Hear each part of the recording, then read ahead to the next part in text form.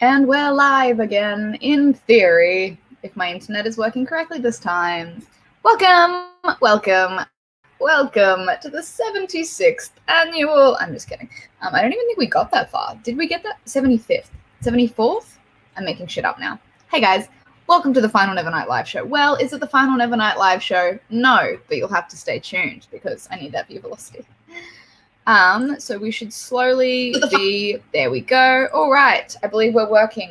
Let me know in the comments if we are working. I think we're looking good. Also, please ignore how much I'll be touching my hair this entire live show. I washed it for the first time since getting it done, and I have no idea how to style it. So there's that. That's also a problem we're going through.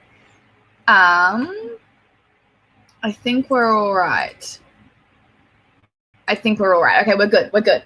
Thank you for letting me know.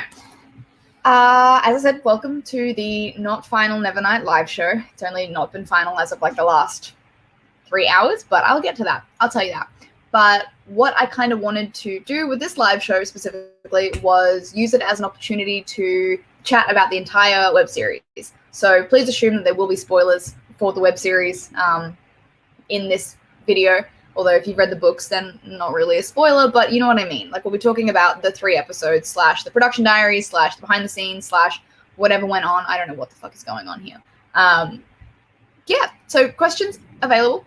There's that super chat feature as well. If you want to use it, it'll just like pump your question up to the top, but I think we should be fine. Oh my God, what's happened in the last 3 hours? I'll tell you what's happened in the last 3 hours if you just calm down. We're getting to it. I've got to get that peak engagement first.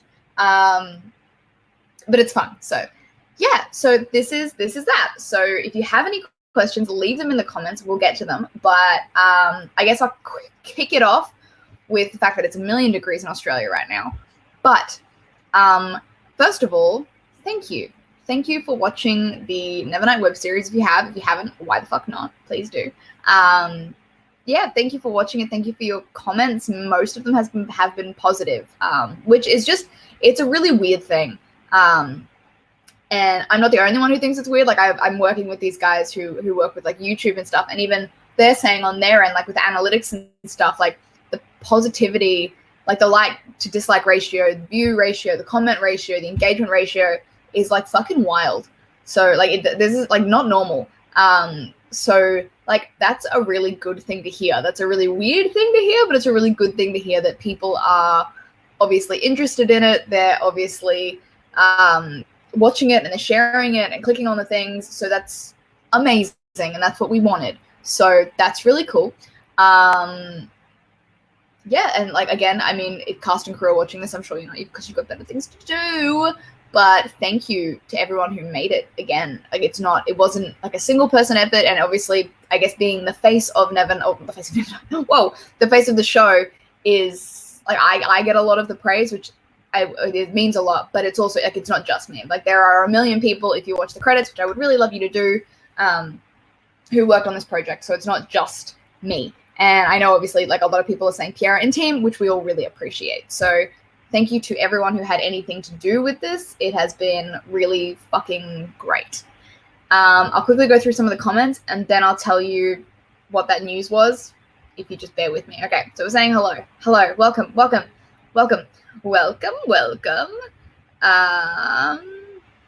a Nevernight question, but how's your health? Well, I guess I'll kick it off with that then. So for those of you who don't know, I had a heart attack last month, just because I can. I'm fine, well, no, but it was a weird thing. There's a video on my channel somewhere. If you're interested as to, holy shit, you're like 26, how are you having a heart attack and not dying? Because I'm fucking immortal. Which would have been really inconvenient if I died literally like the month before Nevernight was released. I would have just been so pissed.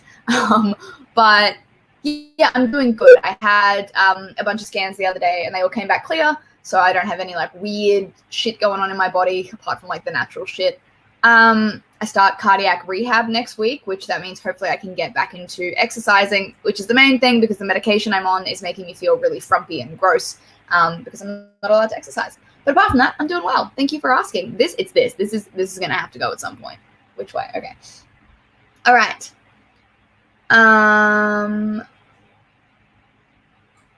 Can you describe how you made the red church scenes in the final episode and how did it compare with what you read in the book? Hello, what are you guys doing? Just hanging out? Sorry, don't mind those guys. How the Red Church. So the Red Church was always going to be a challenge, just in terms of, in the book, it's obviously set up as this like grandiose, granite, amazing chapel sort of thing, and I buried in a mountain, which we obviously weren't going to be able to do.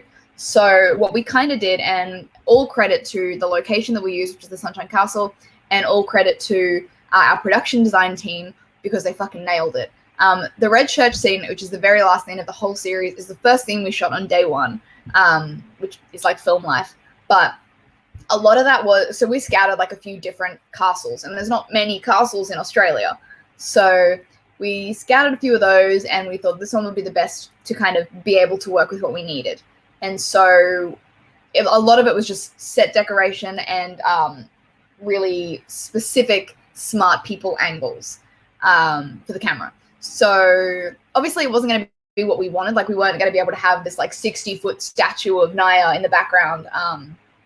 So we kind of went like more is less for that. Like, if we don't open up and show you all this shit, there's no way that people can kind of sit down and be like, oh, well, that doesn't look like that. This shouldn't be there. So if we kind of kept it, like dark and moody and candle lit and all that sort of stuff, I think it worked well for us. Most people seem to really like it. Will there be more Nevernight web series videos? I know that the production is expensive. Okay, so yeah. Again, like I've said, like from the beginning, the plan with this was always to try and get it like to a TV show level. I say like Game of Thrones replacement, because like that's what I'm aiming for in terms of like budget and level. Probably won't happen, but you never know. So in terms of the web series itself, that is also a potential. So we're obviously going to aim for like a TV show level sort of thing. But if that doesn't happen, or if we get the opportunity to make the series as a web series like we have here, that's also on the table. It's not a no. It's not my preferred method of it, because I'd like to be able to make longer episodes to show more.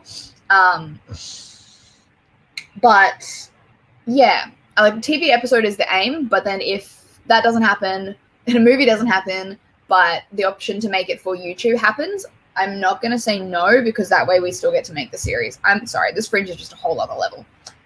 Oh, I've lost it. Calm down. Everybody calm down. Okay, wait.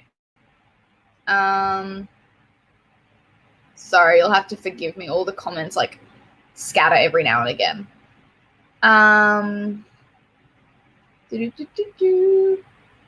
Positive stuff on the internet is a fucking unicorn. It's really weird. Really weird. I'm just waiting for the trolls to find it and be like, what the fuck? But also like, cool.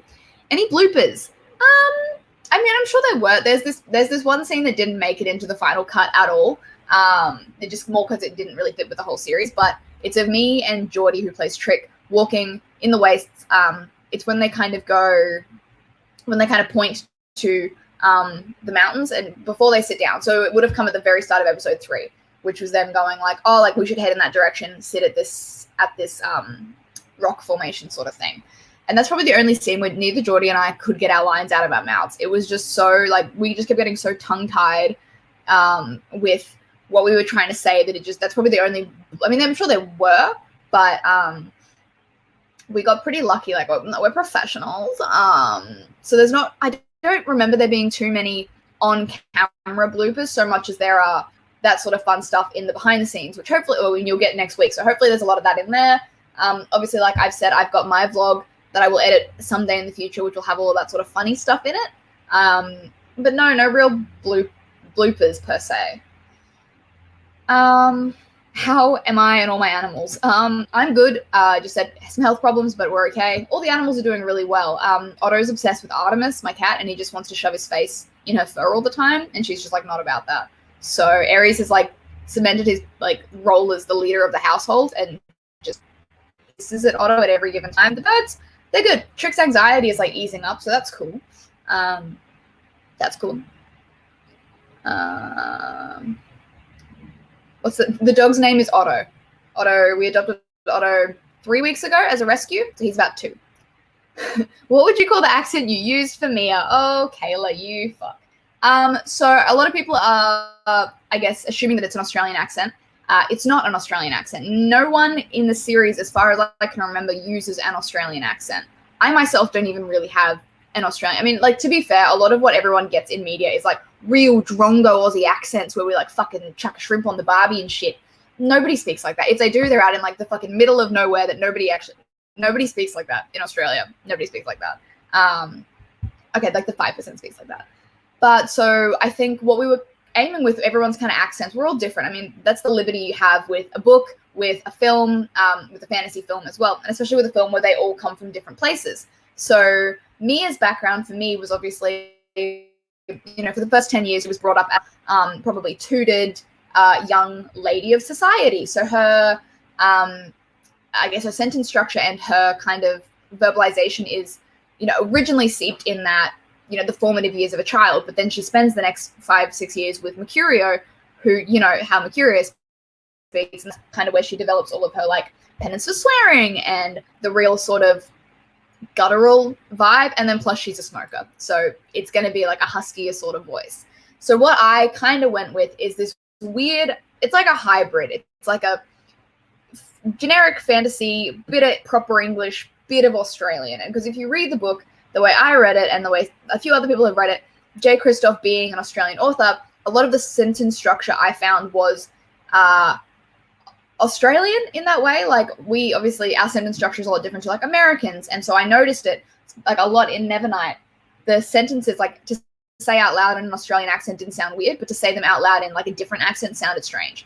Could just be me reading into things, but that's kind of how I developed Mia. For Geordie, I know Geordie said that his accent was obviously his kind of natural accent, but embellished, just to join that fantasy. Geordie is obviously from New Zealand, so he's a Kiwi. So his accent is, again, something you hear in the media, but not necessarily everybody speaks like that. So his way was kind of, he mentioned it was just his accent, but kind of he played with it. Nave. Ash made up her own accent for Nave. I think it's like, there's like a bit of, that's the other thing, like being Nave, obviously we're working with Nave, obviously having like a disfigured mouth and therefore making it more difficult to speak for her. So Ash played around with that and she kind of came up with the accent that you hear. Peter Kent, who played Mercurio, and Drusilla, who played Helen Howard. Helen Howard, who played Drusilla, I think they've gone for like the more fantasy English accent, like the more proper vibe. Damien as Fat Daniel obviously had free reign. I mean, Jay's done a great job with, you can hear it in the way he's written it. So he kind of played with that. Chris Summers only had one line. So his also wasn't really Australian. Jamie had his sentence. He's obviously, Jamie is a Spanish actor as well. So he went with his Spanish accent. So that's kind of the accent. Mr. Kindly, obviously, you all hear Mr. Kindly the same sort of way. So Kevin Spink nailed that. So that's kind of the accent vibe we were going with. And obviously, like, if you look, you get to the map. I just have this on hand at, like, literally any given time. You can see, like, so for example, like, Trick's from over here. And then me is from over here. Obviously, where they go is over here. So there's this whole, like, cross-country journey that you have to assume people all don't sound the same. So everyone's got that sort of different accent. Okay. We might end up doing the deleted scene if we can get around to it. If it works. I mean, I think we cut it because it didn't work either tonally, like we couldn't make it look good. We couldn't make it look good. It just didn't flow. It was just a very not necessary scene. So maybe we'll figure it out. Maybe, if you're lucky.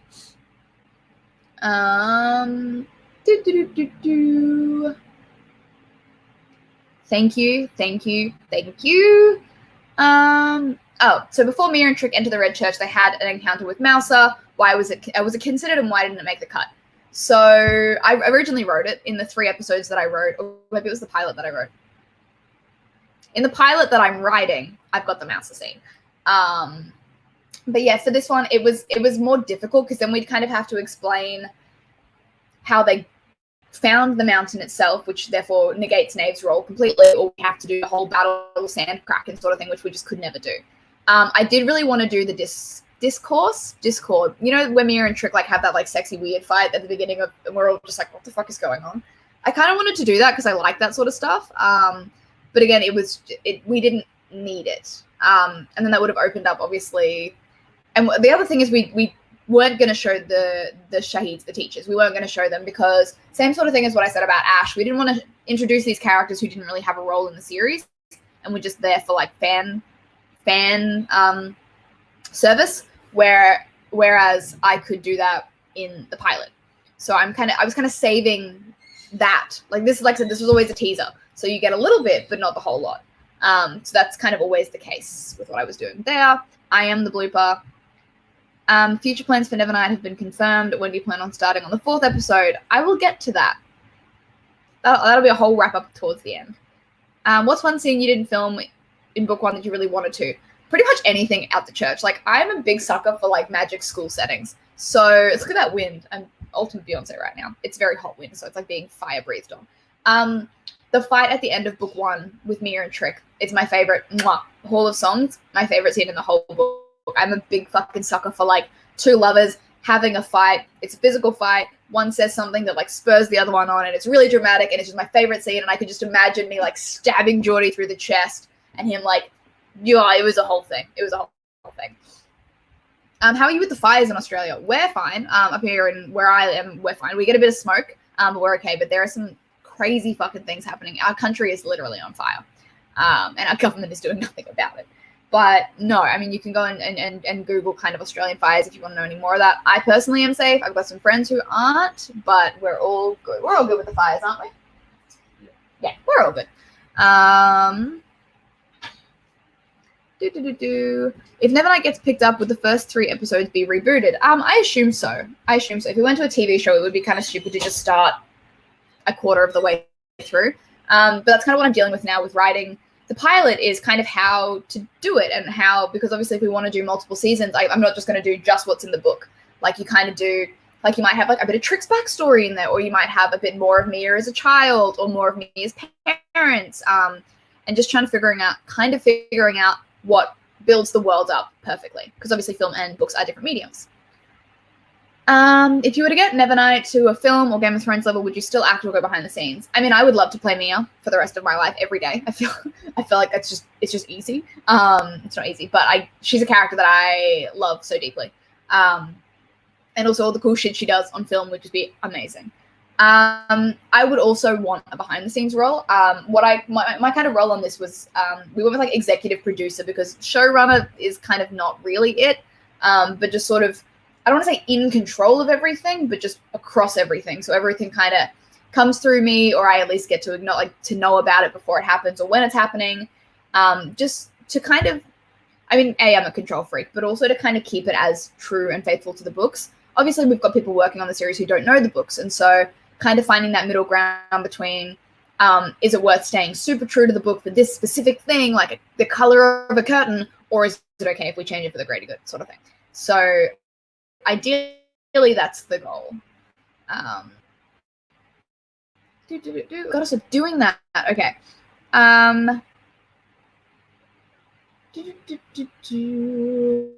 Where was the desert scene filmed? So the Wastes were filmed up at Rainbow Beach in Australia, which is like 4 hours from where I live.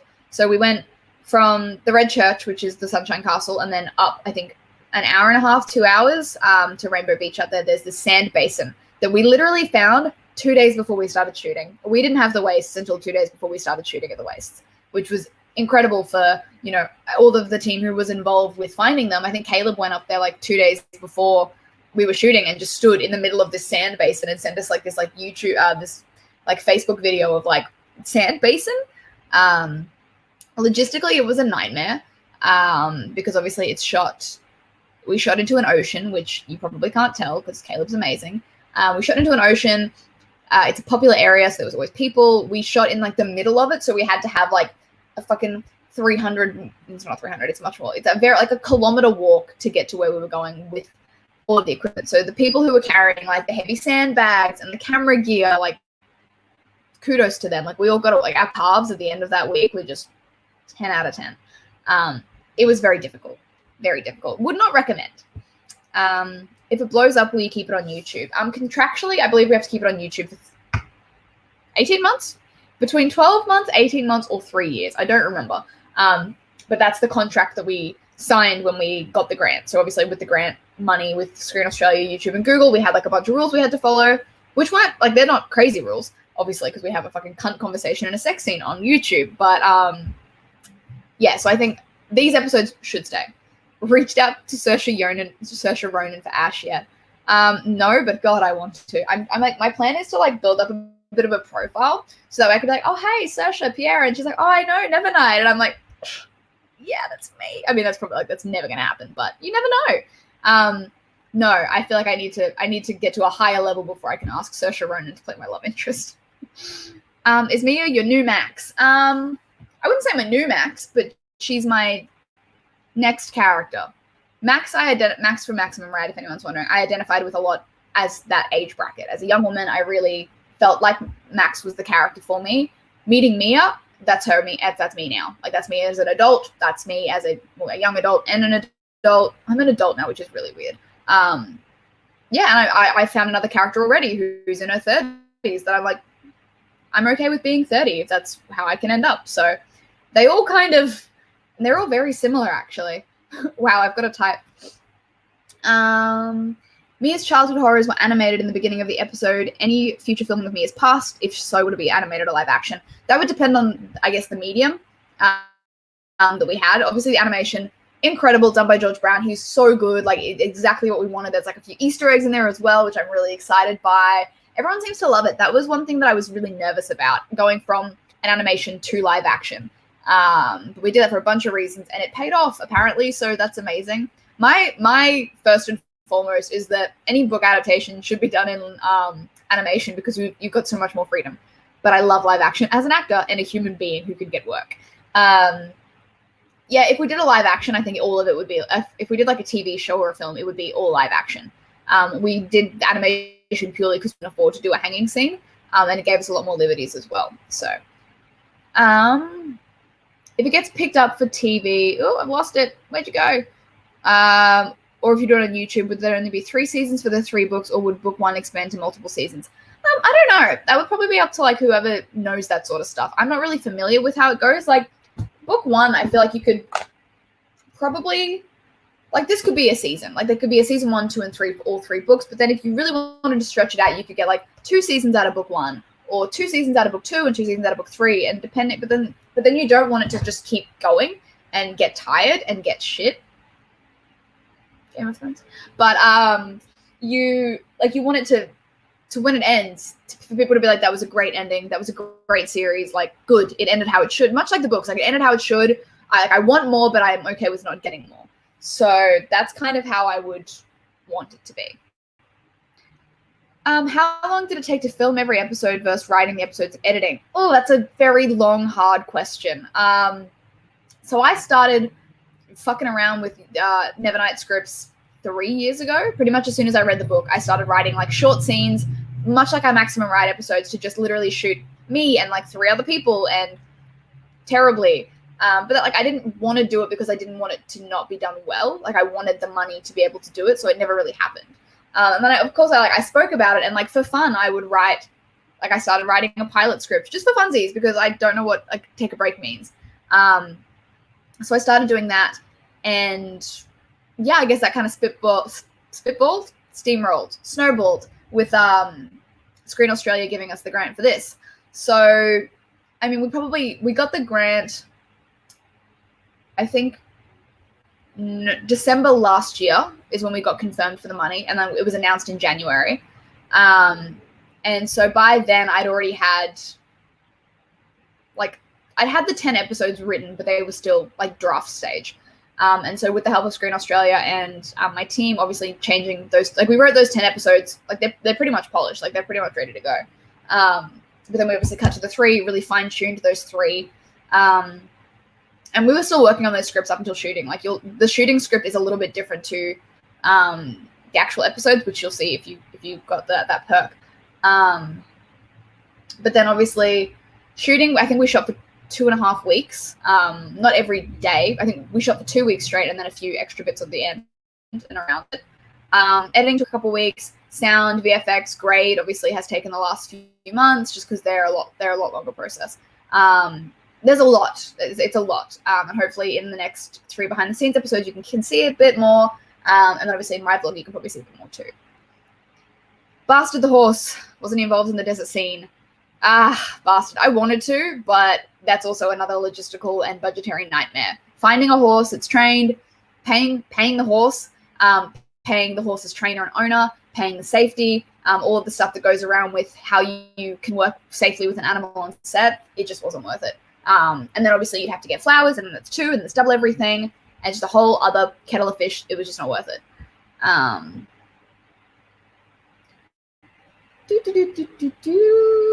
In the beginning, the past is animated. Yep. Will it be considered to be the way to go with any past? No, I think if we stay on YouTube, then probably, just for budget reasons. If we went to TV or film, it would probably be live action, unless for some reason someone convinced us otherwise, like they did it in Game of Thrones, which was our original inspiration, like the Children of the Wild, Children of the Forest. You know, the weird people. That. Speaking of the sex scene, 10 out of 10 Spanish ass. You are so welcome. If it's not posted on YouTube after it blows up, where will you post it? Well, hopefully it blows up, and hopefully it's big enough to go on like HBO or Netflix or like a streaming service. Imagine if it was a film. Nah, I don't think it would work as a film. I think it would have to be a TV series. How was the Old Imperial made? Oh, honey. So the Old Imperial, we got really lucky. Our location manager found us this place called Castle Rumble, a house. People live there. They created, like they built it with their bare hands. It's an amazing place. Like to go there, it doesn't feel real. It feels like a set. But they live there. And so they were lovely enough to let us use that location for, like, we used it for the pub, we used it for the sex scene, we used it for the murder scene, we used it for something else, but we used that house a lot. And so most of it looked pretty, like, cool like that, but then obviously our production design team fucking nailed it. Jessica Boldenbaum and her team just came in and it was, I can't even explain to you seeing, like, a before and after of any room in the house.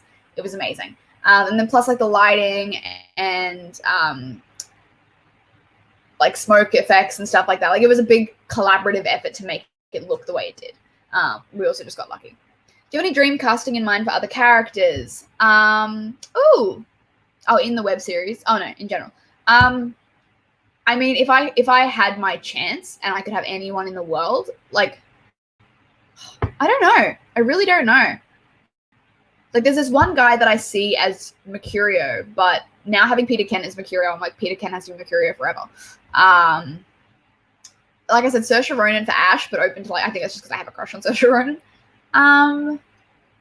Yeah, I don't really have anyone particular in mind. Like, yeah, I don't have anyone specific in mind. I would love, like, it would never happen, but I would love my little sister Ava to play, like, young Mia, because A, she looks exactly like me, but she's not an actor, and she's 6, so probably wouldn't work. But yeah, no, not really. I don't have, and I mean, I would want mostly unknowns for most of, like, obviously for, like, to get it greenlit and shit, we'd have to have some, like, big names on, like, some of the roles, like, Solus could be a big name, Drusilla, Mercurio, Scava could be a big name, like, just kind of seeing, because, like, you know, the star power and stuff, but I would love, ultimately, unknowns for, like, Ash, Jessamine, I would love to take Geordie as Trick, because he's perfect, all that sort of stuff. Like, it would be, I'm open. I have no one in mind.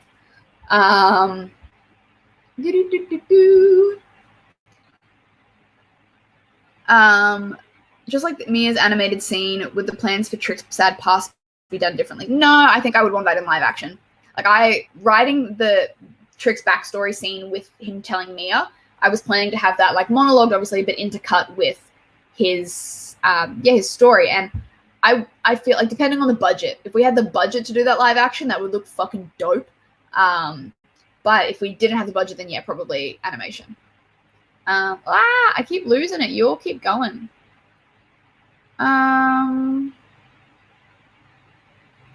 Not going to answer that comment because it's a little offensive, but my health is fine. Thank you. Nevernight characters in Hogwarts houses. Well, Mia's a Slytherin, for sure. Trick would probably be a Gryffindor. If not, Ash is a straight-up Slytherin. Most of them are probably Slytherins. They're assassins. What are you talking about? Yeah. I guess, like, shit, what's her name? Lottie. Lottie would be like a Ravenclaw, I guess. Yeah, pretty much all Slytherins. Just all murderers. How awkward was filming the sex scene? Not very. I think the lead up to it was more awkward because I was so like, oh my God, like I want to look good and I want it to be believable and I don't want it to be weird. So it was more like a mental thing. But meeting Jamie, I think I met Jamie twice before we took our clothes off, was nice. It was weirder doing rehearsal in clothes because like you don't rehearse a sex scene, or we didn't rehearse a sex scene. You kind of just you have like your consent officer and you kind of talk about like, I'm comfortable with being touched here, and you get really specific. Like, you can touch your right hand to my left breast sort of thing. Obviously there's more to it, but that's kind of the level of where we were at. And so that was all fine. Filming it honestly was okay. Like we were both in costume, like we were getting changed and stuff, and I had my little nipple pasties on and my little snatch patch. I don't know what it's called. But I mean, I'd spent the last 4 hours in makeup getting all my tattoos covered. So Britt had to just watch me naked as she just sprayed my entire body for like 4 hours. That's how you want to wake up at 4 a.m., Brittany. That's how you want that. But yeah, once I was in my costume and he was in his cock sock, I was essentially like, all right, this is what you're working with. Please don't hate me. And he was like, all right, cool. This is what you're working with. And I was like, God damn. So yeah, and then we just got to it is the best way. I mean, it was, the first like 2 takes was awkward because you were just kind of like figuring out what's comfortable and how to work with each other comfortably and professionally. But it was fine. How did you acquire all the props and costumes? Were there any custom pieces made? So a lot of the props came from our production design team. They handled all of that. Costumes, all Patrick Dutton and Cassie, they did the whole thing. Pat made or bought and created all of those from scratch. I highly recommend you follow Pat on social media. Because he's so fucking good. You can find him on my Instagram, but he costumes pretty much all of my stuff. So that custom pieces that were made, we had Mia's mask, Mia's dagger, Mia's cigarillo box, which you don't see, but I have a really cool photo of it floating around on my Instagram somewhere. It's got like the family Corvair and the Corvair family emblem on it. I think there were a few other bits and pieces that were specifically made, but those are the big 3 that I can think of. No,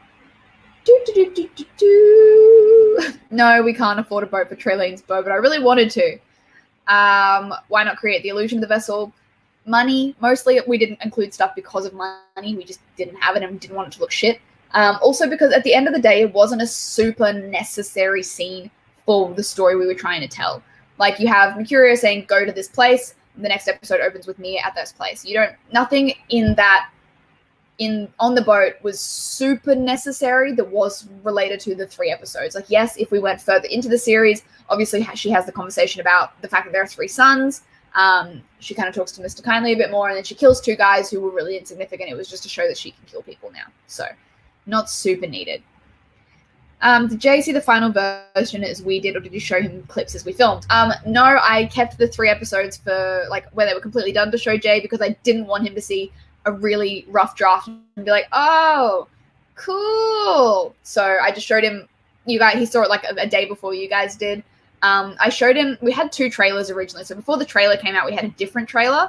So I showed him that when I went to Melbourne, and I posted his reaction to that on Twitter and Instagram, I think. And he was really psyched by that. And then I was like, oh, thank God. And then we ended up changing it. And he was like more psyched by that one. So, oh, that's what I wanted to tell you, mentioning Jay. So as I said earlier, this is not going to be your final live show because I will be doing a live show with Jay next week for his thoughts and feelings on the series. So that will be next Friday, Australian Eastern Standard Brisbane time at 12 p.m. 12 p.m. So an hour later than this one started. So if it's 11:30 here now, in half an hour, we'll be starting this next Friday. But again, I will post that on all my social media so you can be across it. Hopefully, Kayla will make up a timetable for it, or I can do it. I don't know.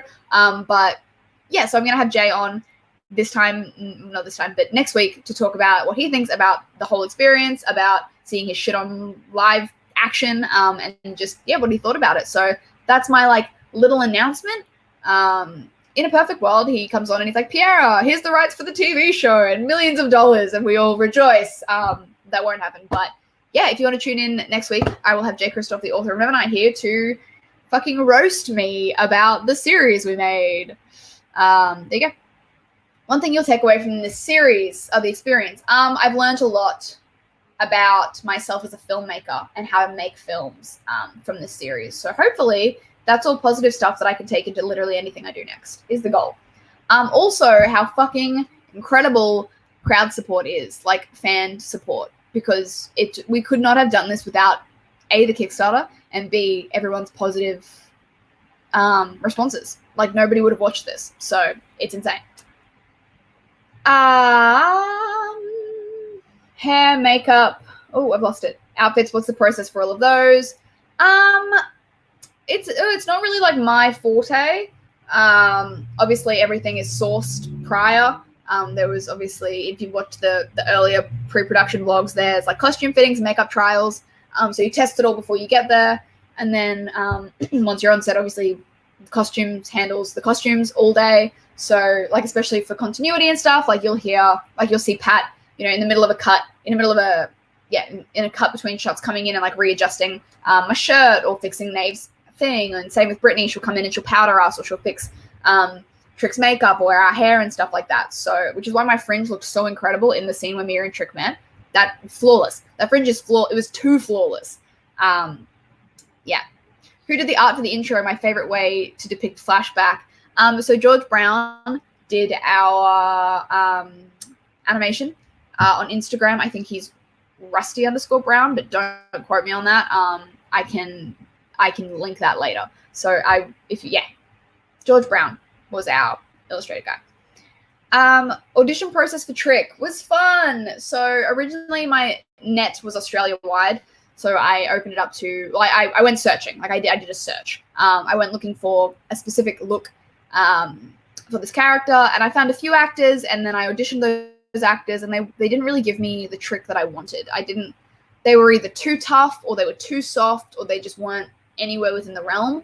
And so a good friend of mine, casting director, acting teacher, Peter Rasmussen, was like, here's some options I've got. And I saw Geordie in that. And so I clicked on his profile and I was like, oh, he's got the look, like he's got the eyes, which was a big thing all of a sudden. But I was like, he looks like a Trick. And then I did some social media stalking, because that's what I am, and I was enjoying what I saw. You're not alone, ladies. So yeah, then we reached out to his agent and we were like, hey, we've got this role we would love to audition Geordie for. Geordie was obviously keen. So he sent us self-tape. Self-tape was great. We did a Skype meeting, just kind of talking about the characters, getting like a feel out for him. He was great. And then, yeah, I mean, we were talking over social media and like until the week he got here. And then, yeah, we got really lucky. We got really lucky with him. Any plans for God's Grave or Dark Dawn? I fucking hope so. But to be fair, I would have to get so ripped to play Mia in God's Grave. Like, and considering she runs around in like a bra and undies the entire fucking time, I would have to get just shredded. And I don't physically think I can anymore because of the heart attack. That's what I was working on when I had a heart attack. So until I get the all clear from my doctors, I hope so. I really hope so. And also because I want to see Cloud. I want Cloud from book 3. Most expensive scene to film. Shit, I actually don't know. Yeah, I'm not sure. I mean, because costs come into like a bunch of different things. Like if it's like Castle Rumble or Sunshine Castle, like you're renting the space on top of that. And then what the fuck is this? Oh, it's my hand. And then obviously paying everyone, and then paying for things, and then paying for things you don't think of, like feeding everyone on top of that. So I really couldn't tell you. Yay. Yay. No, I'm not going to change the date again. I probably won't. No. That's what Jay said. Jay was going to show up to this one, but he also thought it was tomorrow. So he couldn't come today, but he was going to be here today as a surprise. But instead, he's here next week instead. The most expensive part of making the whole thing, paying people, because people should be paid what they deserve. And like, thankfully, some people did take cuts, or they worked in good faith, or they, worked for like a bottle of wine, which is like, we didn't want to have to do that, but on the budget that we kind of had, it's a weird thing. I didn't handle the money, so I'm not too sure, but it's mostly like paying people, so paying for their time and then paying for their experience. Obviously, everyone's at different experience levels and stuff like that. But all of that sort of stuff. For me personally, I only got paid as an actor, and even then I took a cut to put back into the film. So in that, I could have also gotten a writer pay, an executive producer pay, all that sort of stuff. But I wanted that money, as little as it was, to go back into the film so we could make the film as good as possible. Like the saying, put your money on screen, is one I heard throughout production. And like, it's all well and good to pay people or to have the fanciest shit behind camera, but if the people aren't seeing that on that screen, then it doesn't matter. So a lot of my money went back into the film, and a lot of other people's money went back into the film as well to get the finished product. Any moments of doubt? Mate, I'm still doubting it, and it's done. Yeah, of course. There were doubts when Screen Australia was like, hey, do you want to make this? I was like, no, thank you. Thank you, but no, it's too big. I am too small. We have no money. So originally I didn't want to make it at all. Like, I wanted to make it, but I was afraid. And then throughout the whole time, there was obviously doubt about, will people like it? Will Jay like it? Will we do justice? Like, if we have to cut something, will people hate that we've cut it? If we have to add something, will people hate it? Essentially, as a creator, as any creator. But that was the main thing.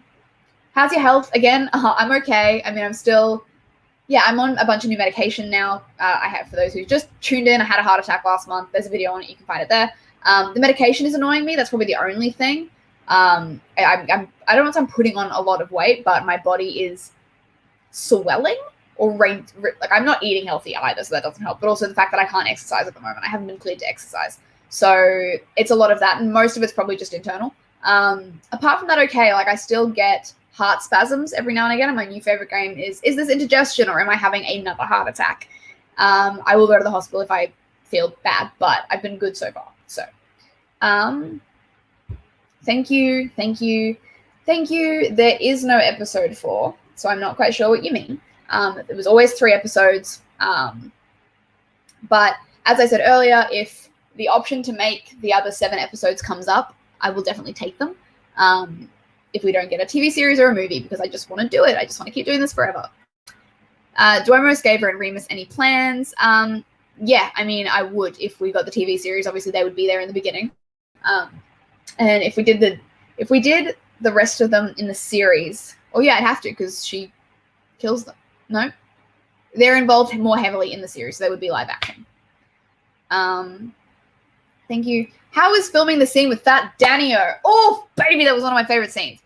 So Damien Garvey is a very well-known, highly respected working actor in Australia. He's in practically everything because he's so fucking good. And I've worked with Damien a few times and been lucky enough to be, like, familiar.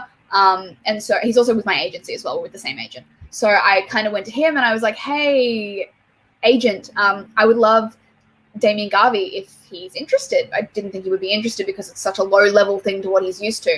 But he came back and he's like, yeah, I'll do it. And I was like, holy fuck, there's this photo. I'll post it later, of me making Damien Garvey smile. And I don't want to say he's like my Meryl Streep, but it's that sort of admiration. And so I was so lucky to get to work with him. I was so nervous as well. Like, I was like, he's like a real professional. Like, I am also a professional, but he's like a real professional. And so I was like super intimidated, but he's so lovely and he's so giving and he's so good to work with. And that scene was a lot of fucking fun. He nailed Fat Danny as a character, and I just think it worked really well. So I'm glad that it came across that way. What else? Everyone calm down. Any future films for other books? I mean, there are other books that I would like to do, but none. I don't think any would be at the level that Nevernight has been. It would be back to, like, very small crew, sort of very low budget stuff. Lots more original stuff. Like, I've got like 5 or 6 films that I've got going at the moment, so I'll hopefully have those out at some point soon. But no other book to film that I can think of.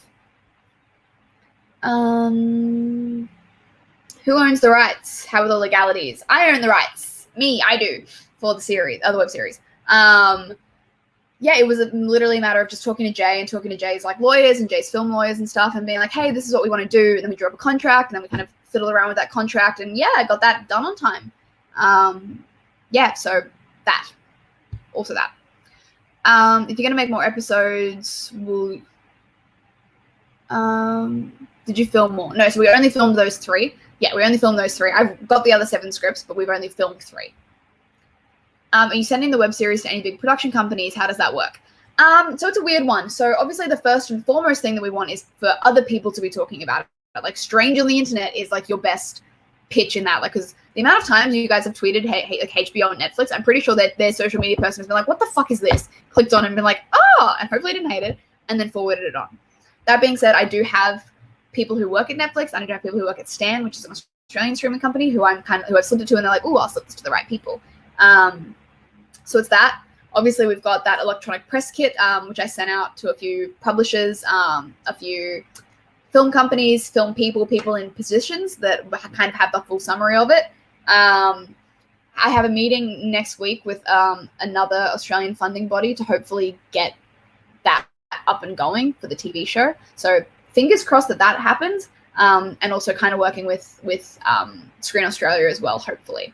So yeah, it's a beast. Like, it is a big beast, and it's not an easy beast, and it's a lot of getting ducks in a row and then hoping that those ducks work and getting everyone else's duck. It's a lot of duck hoarding, essentially.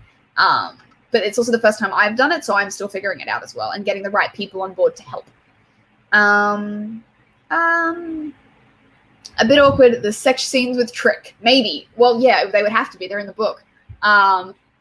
Yeah, I mean, that would just be a whole conversation with Geordie being like, hey, what are you comfortable with? How can we shoot this in a way that everyone's happy and comfortable? But I think we're pretty good.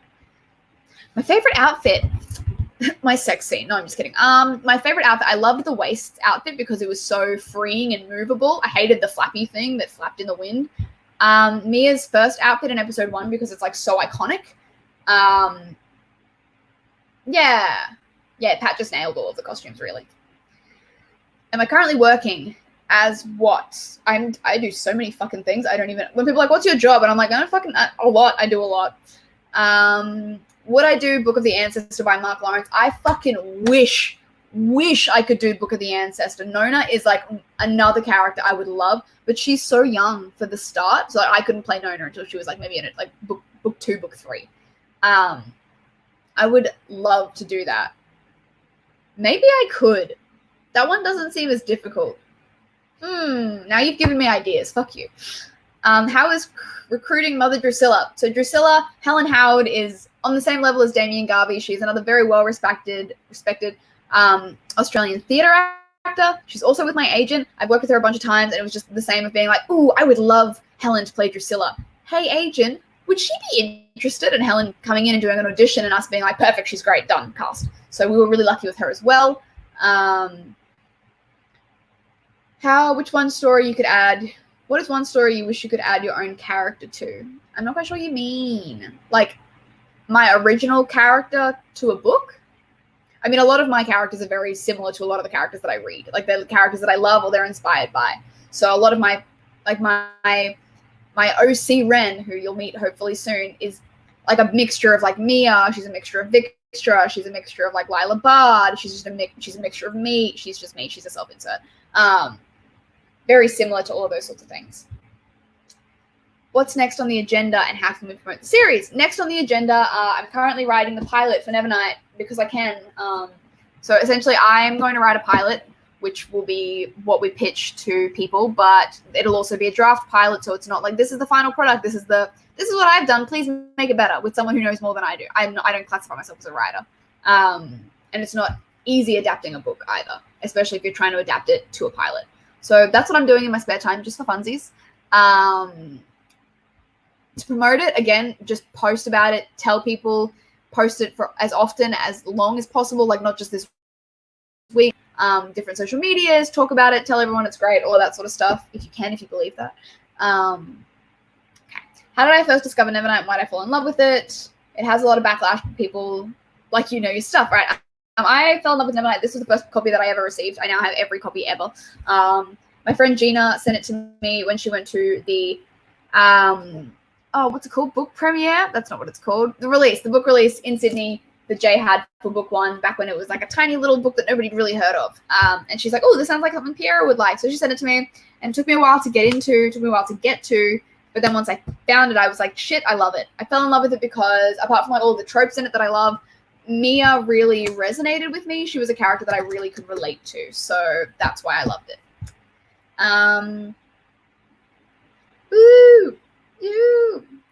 Now that the 3 episodes are out and you've seen the response, is there anything you would regret or change? Would it be any part of the process from the pitch to the final product? No. No, I mean, obviously, like looking back at it as the creator of it, there are things that I wish we did better, or there are things that I wish we'd done differently. But seeing the response and how it came out, only the people who worked on it are going to know what we could have done differently and what we could have changed. But that's not, at the end of the day, that's not what matters. What matters is how it's responded to and how people take it, and what you've learned to go to the next series or to the next episode or whatever. So I don't think I would change anything. My most problems with it is just my performance. I'm super critical, and I'm just like, oh, I should have done this, or I should have said it like this, or I should have gone with this vibe. And obviously, sometimes the editing stage is a whole different thing. Like you could give the same scene done 4 different ways, and only one of them will make the cut. And it might not necessarily be your best performance, because it could be the only one that technically works. Which we had a few in the fight scene. Like a few of the takes we did in the fight scene could only work with that shot, even if a different shot was better performance. We had to kind of go performance over technicality, which made sense, or technicality over performance. So that was, I gotta correct my back. Yeah, that was another thing. Hold up. I know you work. Oh, you work part time, but have you gone back to work? Yeah, I've gone back to work since the heart attack. I went back a week later. They said I shouldn't go back for a month, and I was like, I'm so bored and I need money. So I'm back at work now. I work part-time as a vet nurse just for fun and because I like it. But I am primarily an actor and a filmmaker, and I guess a YouTube content creator. So most of my time is dedicated to writing, filming, creating videos. I work as a vet nurse just for fun on the side. And because as a creative, you can't just, until you're like literally famous, you need to have a second job. The harsh truths. Mark Lawrence would be open to ideas. I wish. It's not so much open to ideas as I need money. So unless Mark Lawrence wants to fund it, which I would never ask, then it's not going to happen anytime soon. Acting as Mia is different when you're on set as yourself, right? Look, mostly yes, but Mia and I have very similar personalities is the only way to put it. And that's not me over-identifying as Mia. That's just, I was always this way, and then I found a character who was also that way, and I was like, oh shit, that's weird. And like, you know, I remember when Pat first read the book. I remember when Jacob first tried to read the book, and a few other people, they were like, did you know, Jay, when he wrote this? Like, is this like, this is very similar to you. I'm like, I'm not like Jay Kristoff wrote this book about me. Obviously, I didn't fucking know him. But we're very similar in that. And I remember I read a comment once that someone was like, Piéra's over-identifying with this character, and I don't know what the polite way to say was, just like, actually, no, like, that's just literally me in real life. That's just, if you meet me, I'm very much how I am in my videos anyway, but if you meet me in person, it's very similar. Like, cunt is my favorite word. I am a bisexual. I am very open with literally everything, and I have a lot of cats, so that also, I'm just kidding. I mean, I'm not kidding. That is a thing. But, yeah, so obviously there was, you know, putting on the costume and then putting on the accent and then saying the words that Mia is saying. But at the end of the day, it's all very me. Can't speak for Geordie, but yeah. What's it like having a dog now? Who does he prefer? It's great. It's the dream that I've always wanted. We got really lucky with Otto because he was obviously already pre-trained, but he's also just a fucking great dog. I spend the most time with him because I'm home the most, because Jacob works full time and I get to work from home. So I spend the most time with him, but he's with Jacob now, and he does love Jacob, so very lucky. Would you address the footnotes? As I said earlier, the footnotes are more of a world-building thing. They're more of like an Easter egg for like the hardcore fans. So it wouldn't be so much as I make a direct point to address them. It would just be something that is slipped into the series. Like, for example, if I flip to a footnote now, the Pip, there's a character in the Red Church who mutters to his knives sometimes. I wouldn't have a scene that's like Pip mutters to his knives, but if you saw Pip, you would see him muttering to his knives quietly in the background. Like, it's not a very specific, like, all of the world building about, for example, on chapter 16, Walk, there is a whole chunk about some weeks in Spider Killer's class. I wouldn't necessarily have scenes dedicated to those moments, but they would be in like a montage or something. So it's very much just like a little bit extra, because as Jay said, you don't need to read the footnotes to understand like the key story. They're just like that bit of extra stuff for those mad fantasy lovers, and they're also fucking funny. So yes. What's the point of OCs if they aren't self-insert? Too true, my friend. Too true. Lord Cassius, yep, any Dreamcast for him? No, I don't know. I have no idea who I would cast as Cassius. I have no idea. Would Otto be Eclipse? No, maybe. I mean, yeah, I guess so. I'm going to train him for film work, so I could potentially, but it's also easier just to create that from scratch.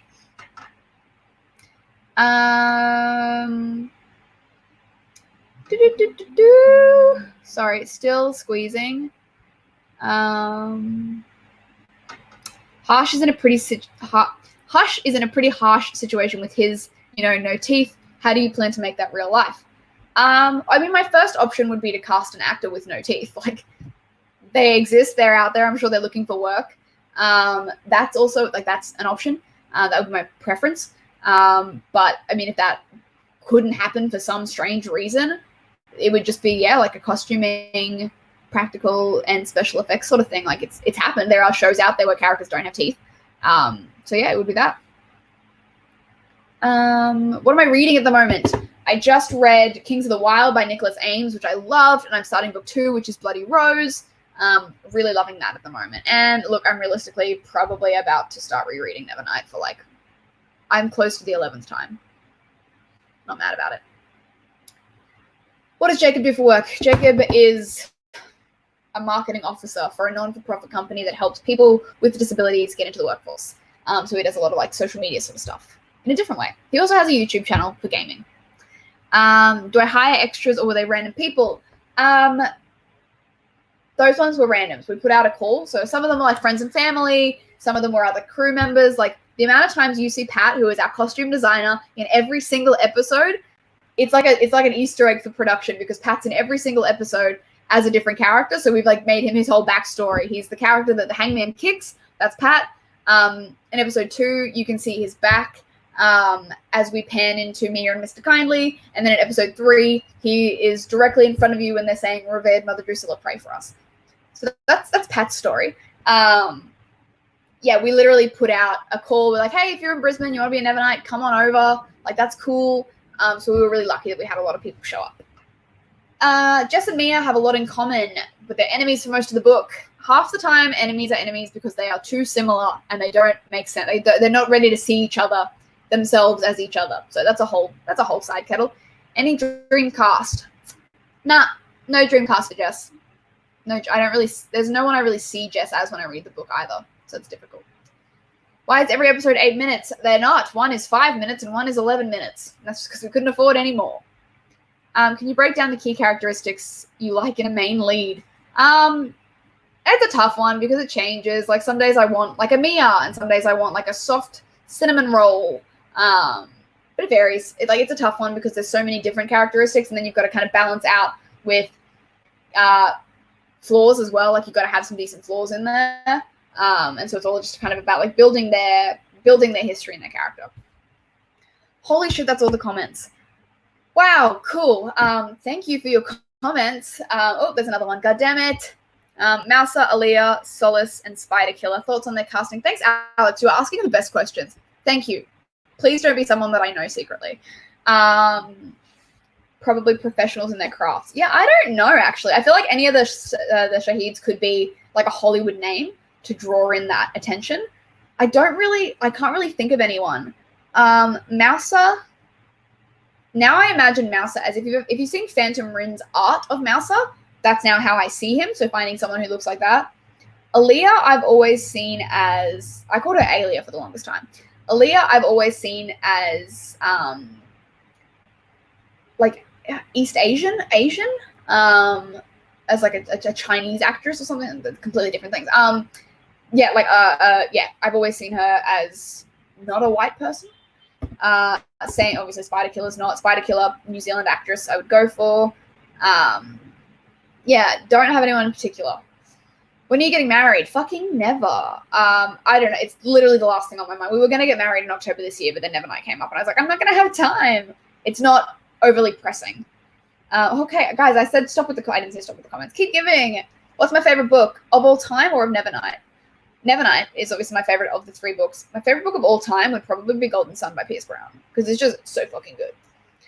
How much fun do you think you'd have playing someone with multiple personalities? Fun probably isn't the word so much as the amount of care and respect that would have to go into that it's intimidating, and it's a lot because there are so many different spectrums of DID that aren't your typical. I mean, I haven't seen it, but James McAvoy in that movie where he has it, and you're just taking the care to do it well because it's a thing that exists and real people have it. So you don't want to go mocking it, and you don't want to go fetishizing it, and you don't want to go playing it up and playing it down. So not so much fun as hard work. Could you share an example of something you would have liked to have done differently if you had unlimited funds? All of it. I would have done the whole show. I would have made every episode. I probably would have done more in the wastes. I probably would have gone further into the church. I probably would have probably had more characters. Yeah, it's all just an expansion of what we've already done. If you're able to, how would you do the fights in God's Grave as Mia? I would get ripped, or I would hire a body double because I would rather look ripped than not be ripped. I guess we would just do them, really. We have a really great stunt team, extra specialists. They mostly specialize in like veterans and like getting veterans into film work.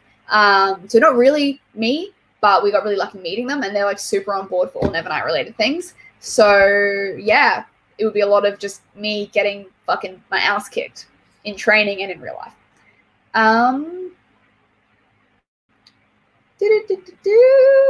Which book do you think is most relatable to Nevernight? Red Sister by Mark Lawrence is very similar. It's got that assassin school trope, which I love. It's got a badass female lead, which I love. There's like no men, which I love. I'm sure there's some men, but it's just really good. Book Rex on Twitter. Did you see my reply? I saw a lot of replies. I got a lot. And so I'm working my way through them all. That's the problem with having read a lot of fantasy, is a lot of the recommendations I get I have already read or tried. So it's now I'm just trying to find ones that I haven't read, which is like the really weird, obscure ones. The movie Split. Thank you, Kayla. Yeah, see, people with DID don't like DID. I also watch Dissociate DID all the time. But that's the one. So it's just do roles like that. That's the same with any role with a thing that a character is portraying a real life thing. You always have to do it with care. So when's the live show with Jay next week? The live show will be Friday at 12 p.m. Australian Eastern Standard Brisbane time. I will put out tweets and Instagrams with that time throughout the week and stuff, so you don't miss it. So it's there. I appreciate that if you're a billionaire, you would give me money. If I was a billionaire, I would have it. Don't worry. Cool. That's all questions. Thank you for your questions. Like I said, I'll be talking with Jay next week about his thoughts and feelings about the series. So if you have any more questions, you can leave them there. If you have any questions specifically for me, you can tweet them or Instagram. Probably tweet them at me. Instagram I'm not so good with because they go to my junk mail, or they just get lost. So at me on Twitter if you have any questions. Apart from that, I think that's everything. Yeah, I mean, thank you again for tuning in. I don't know why you stuck around for an hour. I really appreciate that. Thanks for watching the series. Hopefully you loved the series. Please continue to keep talking about the series. If you know anyone, literally in any position in like the entertainment industry, just send this to them because they might know someone, and it's all about who you know. But otherwise, I will see you guys next time. I really appreciate you tuning in, and have a good day. Bye, guys. Thank you.